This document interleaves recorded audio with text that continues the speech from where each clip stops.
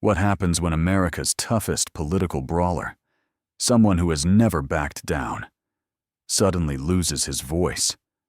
Can silence become evidence more damning than any words?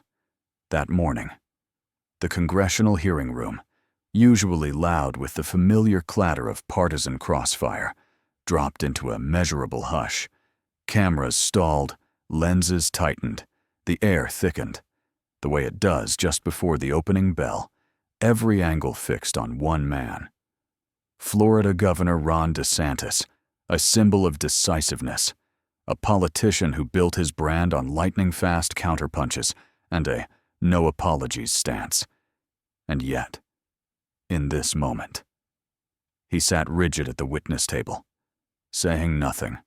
Across from him was Representative Jasmine Crockett of Texas, composed, precise.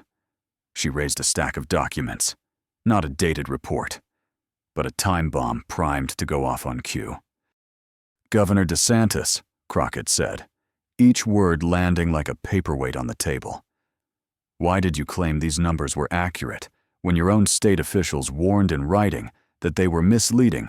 5 seconds, 10, then 15. The lens clamped down on a motionless face. Breath seemed swallowed by the room. The man who rarely missed a counterpunch did not speak. Those 15 seconds were captured in full. A frame that marked the instant a rising power stalled beneath the lights. The shockwaves didn't stop at the chamber doors. Within minutes, #DeSantis silence shot to the top of the trending charts. This was no longer a war of words. It was a test. Preparation versus power. On one side, internal files, emails, notes.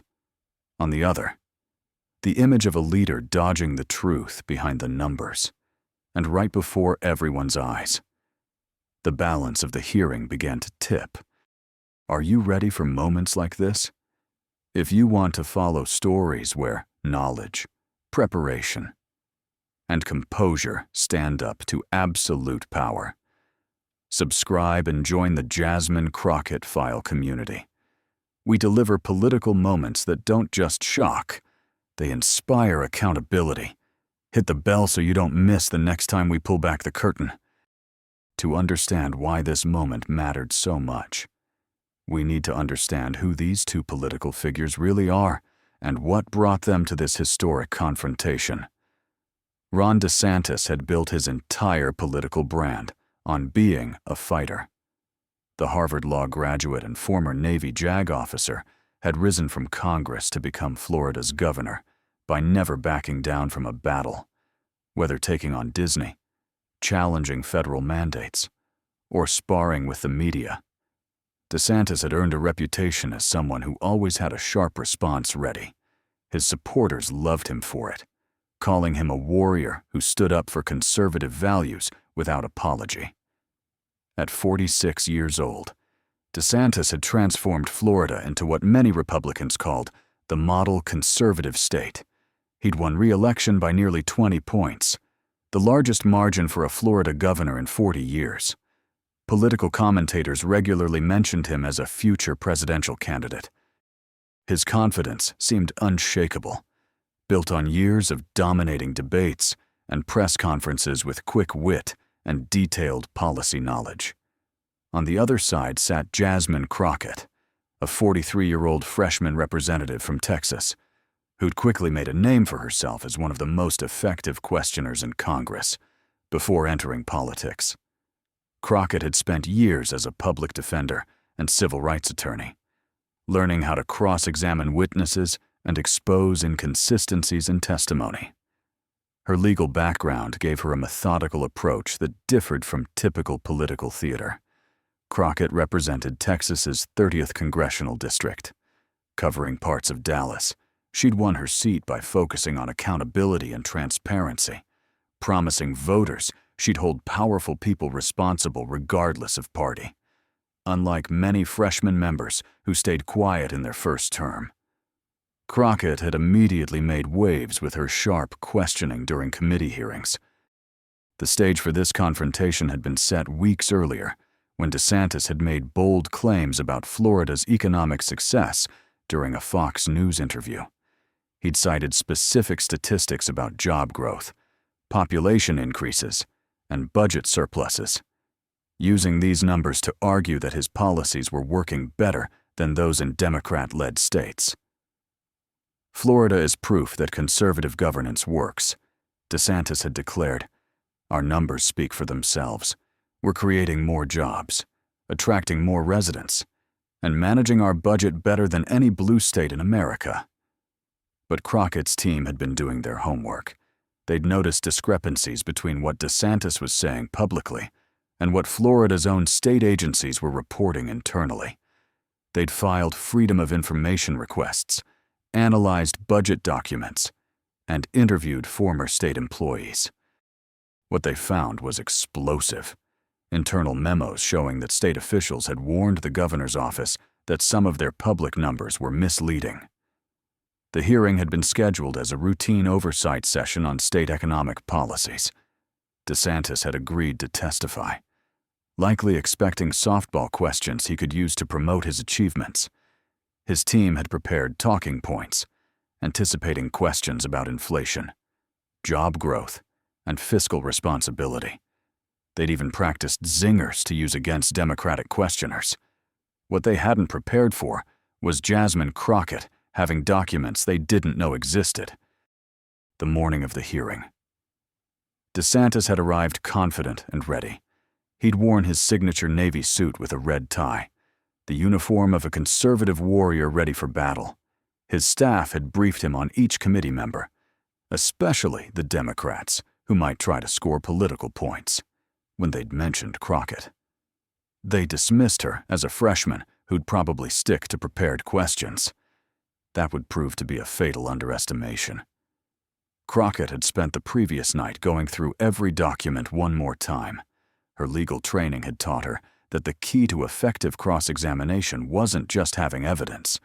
It was knowing exactly when and how to present it for maximum impact.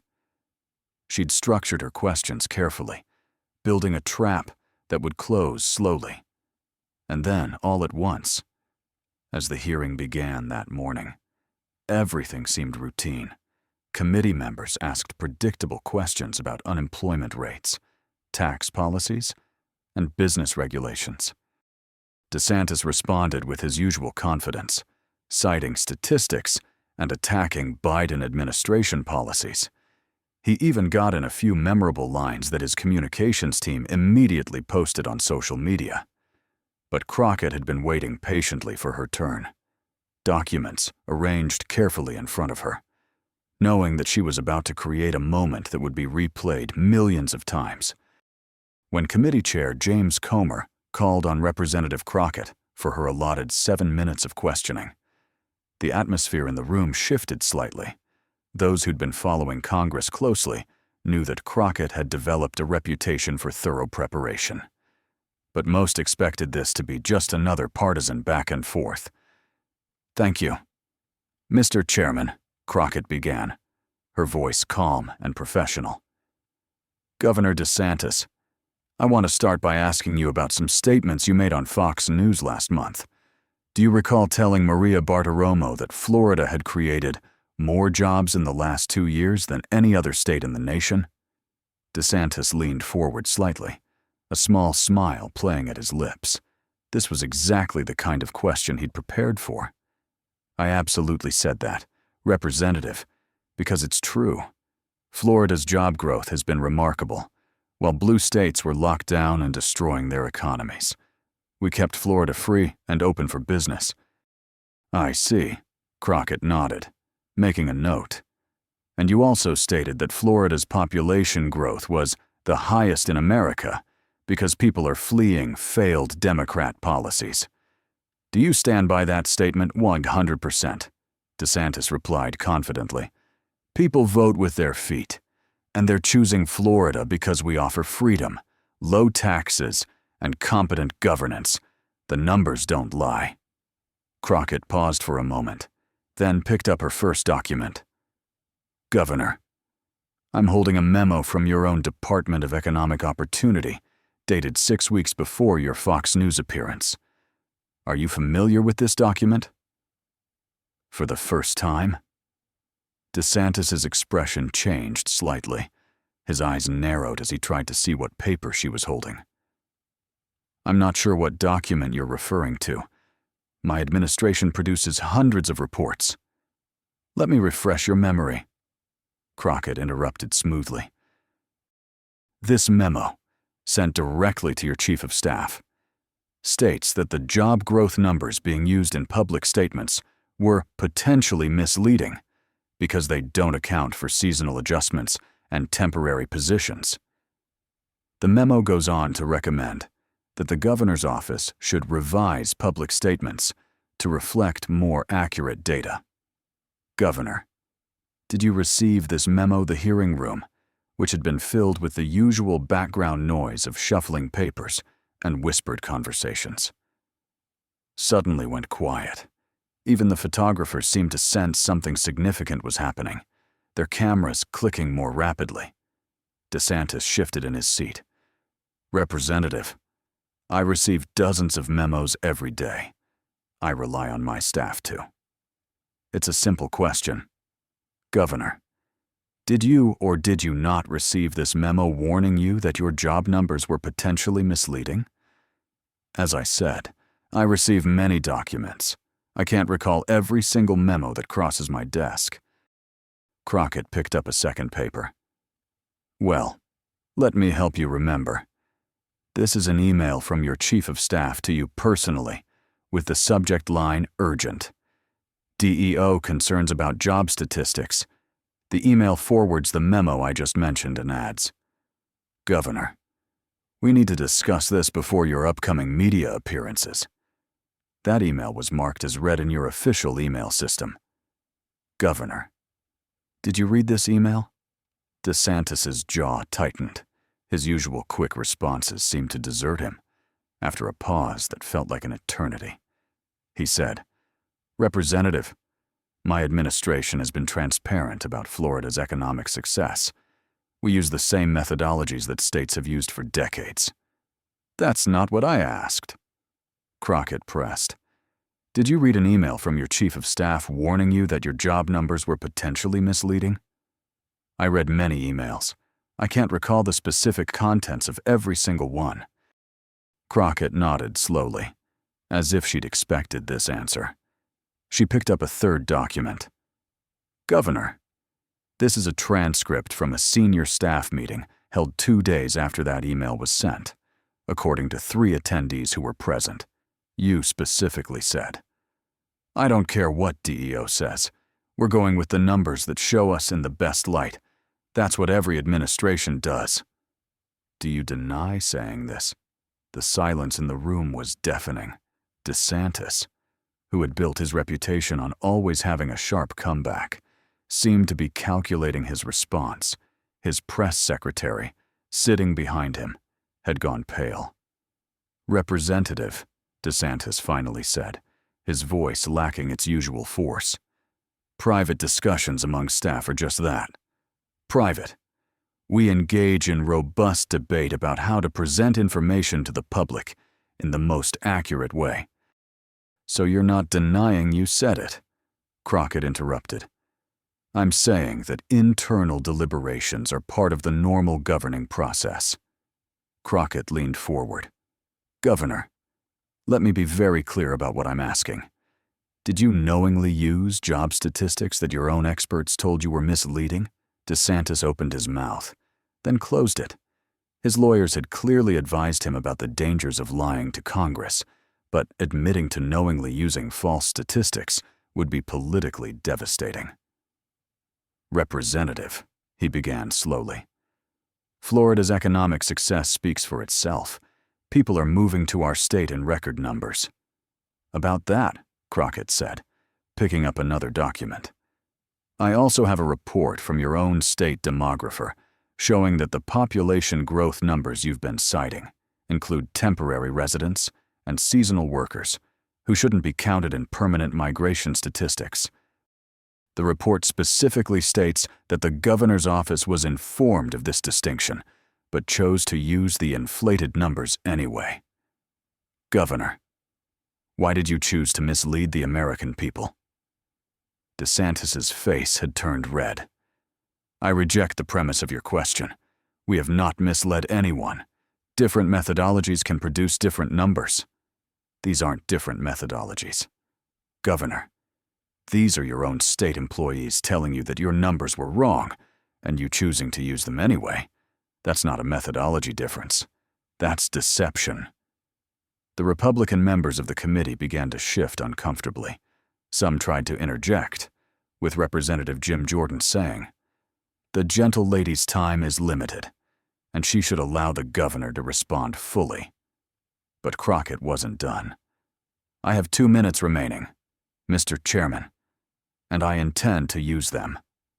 She pulled out one final document. "Governor DeSantis, this is perhaps the most damaging memo of all.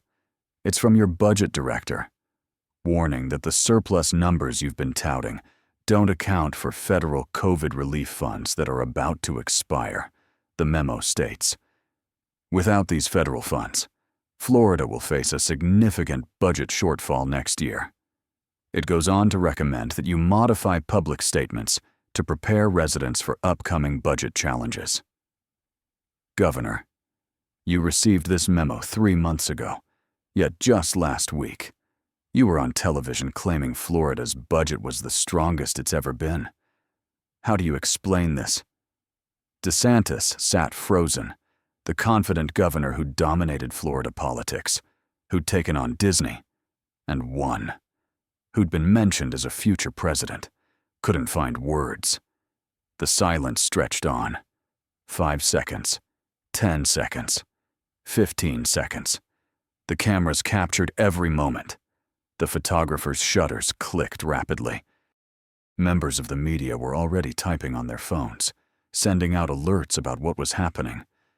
Finally, Crockett spoke again, her voice softer, but somehow more devastating.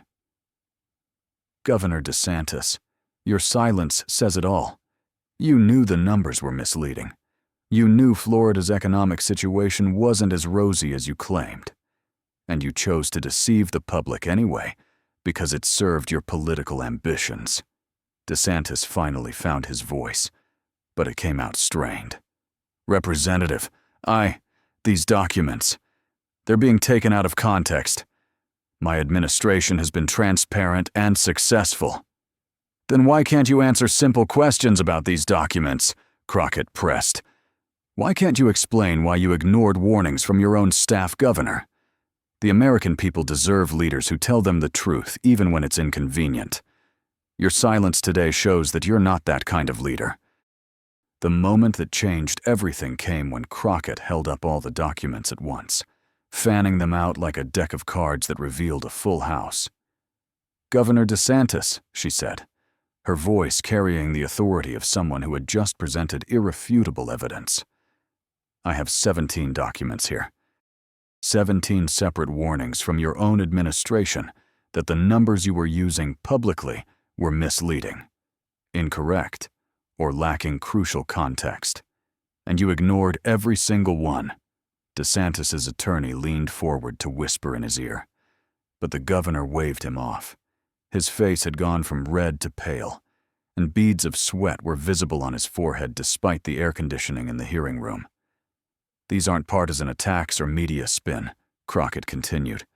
"These are your own people, Republican appointees, career civil servants who worked for you, trying to prevent you from misleading the public. And you ignored them because the truth didn't fit your narrative." Representative Jim Jordan tried once more to intervene. "Mr. Chairman, this is clearly a partisan ambush. The representative is making accusations without allowing the governor to respond properly." But Committee Chairman Comer, a Republican himself, seemed stunned by the documents Crockett had presented. "The governor will have opportunity to respond, but Representative Crockett still has time remaining." Crockett stood up, holding one particular document high enough for the cameras to see. "This email is particularly damaging. Governor, It's from you to your communications director, and it says, "I don't care if the numbers are perfect. We need to show that Florida is winning.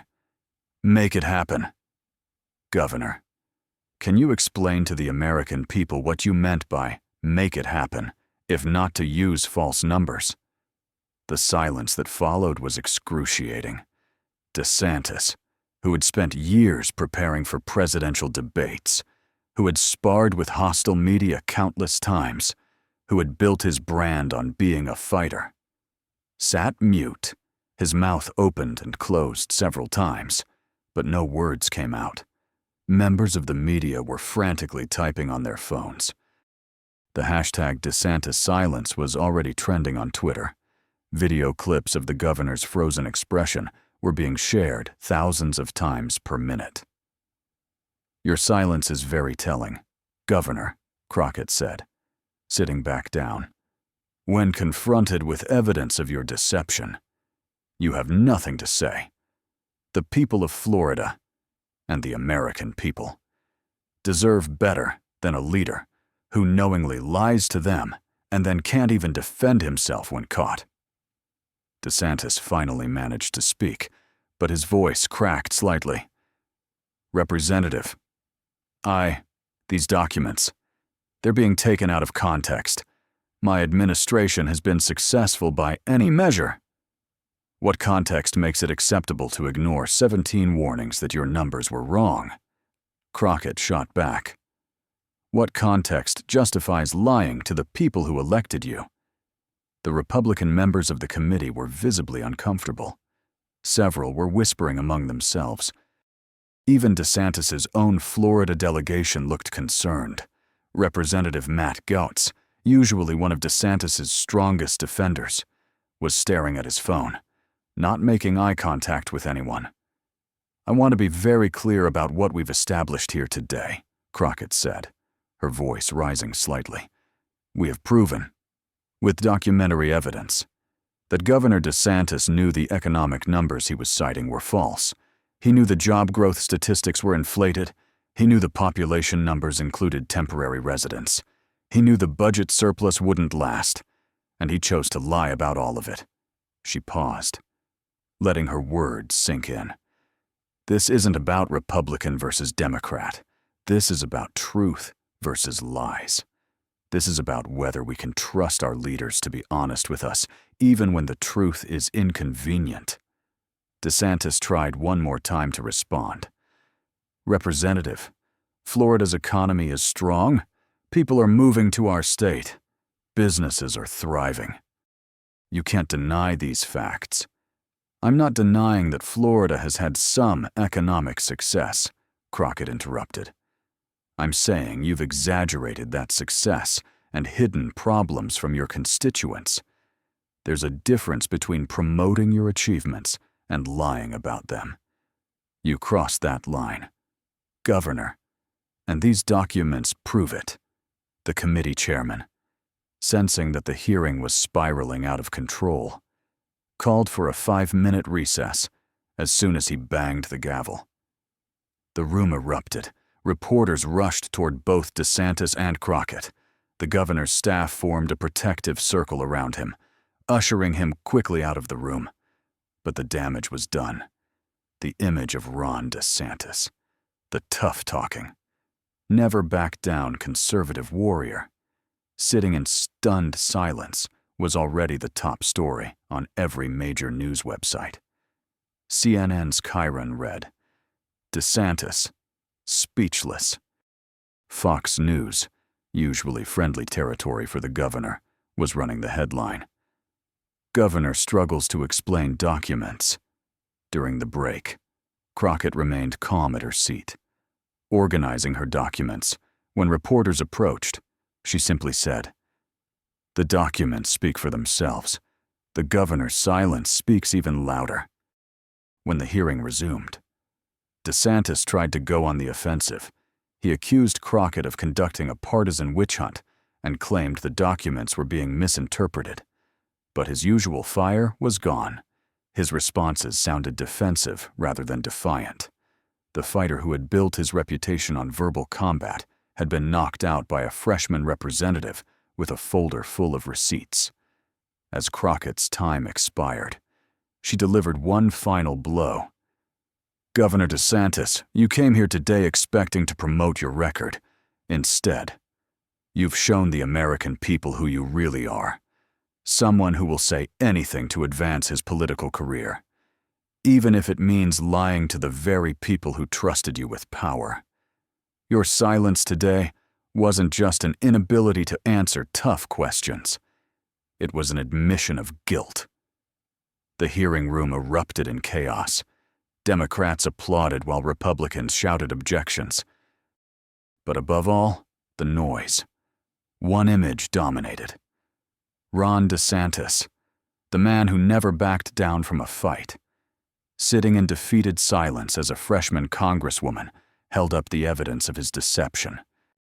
The aftermath of the confrontation was swift and brutal for DeSantis. Within an hour, the video clips had been viewed millions of times across social media platforms. DeSantis' silence became the top trending topic worldwide, surpassing even major entertainment news. Political commentators across the spectrum struggled to process what they had witnessed.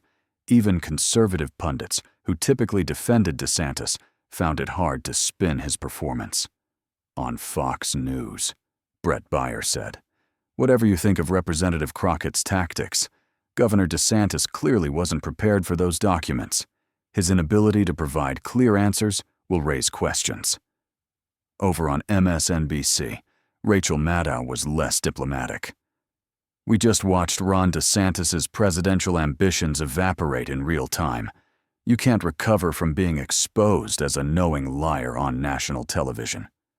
But perhaps the most damaging commentary came from conservative influencers who had previously supported DeSantis.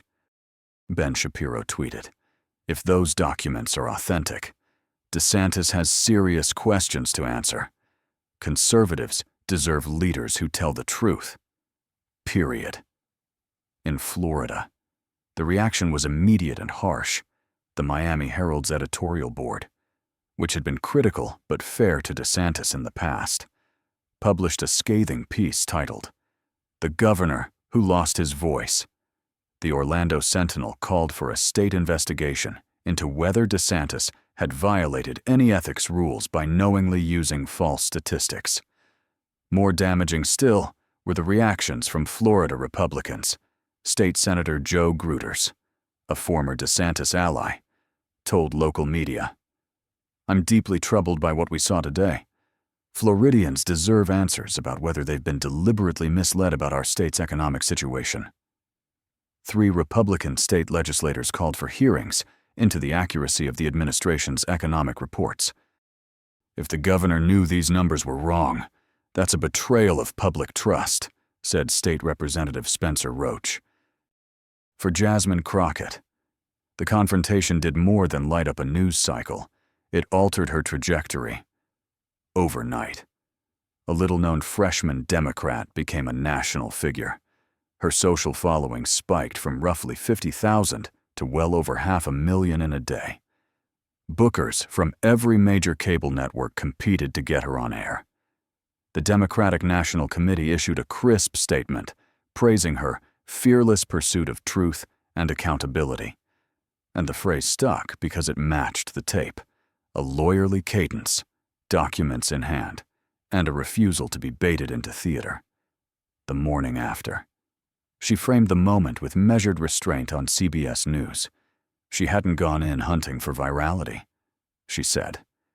She'd gone in with evidence the public had a right to see. The reaction from Governor DeSantis, more precisely, the lack of one, spoke volumes. She would not gloat. Instead, she kept returning to the same hinge. This isn't about scoring points. It's about whether voters can trust leaders to tell the truth. When executives inflate numbers, the political cost is only the beginning. The policy cost is real problems deferred. For Ron DeSantis, the fallout unfolded on 2 timelines, immediate and long range, and neither was friendly. Strategists who had once marveled at his message discipline began to reassess his presidential ceiling. A Republican operative, quoted anonymously in Politico, offered the kind of blunt verdict that tends to linger. Politicians can survive many wounds, but getting exposed as knowingly deceptive, and then sitting in silence, is career-defining in the worst way. Early polling backed up the intuition. Favorability slid, even among Republicans. The sharper blow was to credibility. When asked whether they trusted him to tell the truth, only about a third of respondents said yes. For a figure with national ambitions, numbers like that turn uphill, climbs into sheer faces. The exchange also reset how accountability looks in a social media era. Crockett's team had used open records tools, internal memos, and precise sequencing to force clarity on complex data. Techniques more common in investigative newsrooms than in hearing rooms. An academic writing in The Atlantic put a fine point on it. Effective oversight is not a press conference. It is method. Bring receipts, know when they land.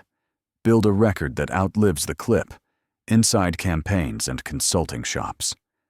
The hearing became a teachable case. Crockett's methodical approach: catalog the documents, organize them strategically, deploy them at the exact moment a witness is locked into a claim, was placed side by side with DeSantis's instincts: counterpunch, hard, lean on talking points, minimize complexity as methodology differences. In a courtroom, that contrast is fatal. Under Klieg lights, it is merely public. The attempted reset did not reset. A hastily scheduled Fox News hit, designed to steady the narrative, reopened the wound, pressed to explain the documents. The governor toggled between asserting context and attacking the questioner. The posture read as defensive, not dominant. She ambushed me with documents taken out of context, he argued. But when asked to supply the missing context, the answers came haltingly. Staffers distributed their own binders purporting to support the governor's claims. The image that stuck, however, was the long cut of a politician staring down paper he could not reconcile. Within 3 weeks, the polling among likely GOP primary voters reflected the bruising DeSantis. Once a solid second, slipped to fourth, trailing even names not yet officially in the race.